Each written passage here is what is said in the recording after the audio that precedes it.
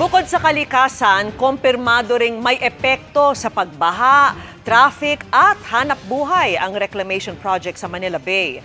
Batay yan sa bagong labas na resulta ng pag-aaral na kinomisyon ng DENR. At nakatutok si Ivan Mayrina. Agosto taong 2023 nang ipasuspindi ni Pangulong Bongbong Marcos ang 22 reclamation project sa Manila Bay.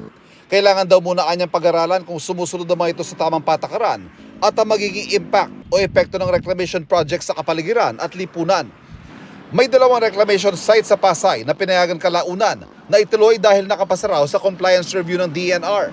Dito nakaraang buwan, lumabas ang cumulative impact assessment na kinomisyon ng DENR at nakumpirmang nauna nilang forecast pagdating sa mga baha. Maski anong gagawin po ng pagbabago sa physical environment ng ating Manila Bay, maapektuhan talaga, number 1, ang circulation ng tubig. Majority actually ng mga sintamgit for development sa reclamation ay wala po silang integration into the flood management plan for the different LGUs. We cannot move forward kung alam po natin na masastak po yung tubig paglabas o paglagos from our rivers and from inland dito sa harap ng Manila Bay. May ilan pang hinahanap ang DENR sa mga reclamation project na kailangan masagot sakaling mapayagan. Isa po is ang traffic management, no? Kasi palabas, papasok, saan po sila kukonekta? No? That's another one.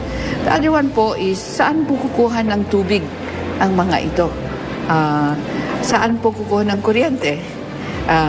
Paano yung solid waste management plans po? Pinakahuling lumabas ang resulta ng report kaugnay sa fisheries o pangisdaan. Maring ipinoprotesta ng mga apektadong mangingisda ang mga reclamation project na lubhang nakaapekto sa kanilang huli. May mga madi-displace po at kailangan po may sagot rin ang mga developer at mga LGU na partner nila kung paano nila talaga pangangalagaan ang kapakanan ng mga communities. Aminado ang DENR na malaking hamon para sa kanila ang utos sa Korte Suprema na ibalik ang kalidad ng tubig sa Manila Bay sa swimming at recreation quality. Para sa GMA Integrated News, Ivan Mayrina, nakatutok, 24 oras.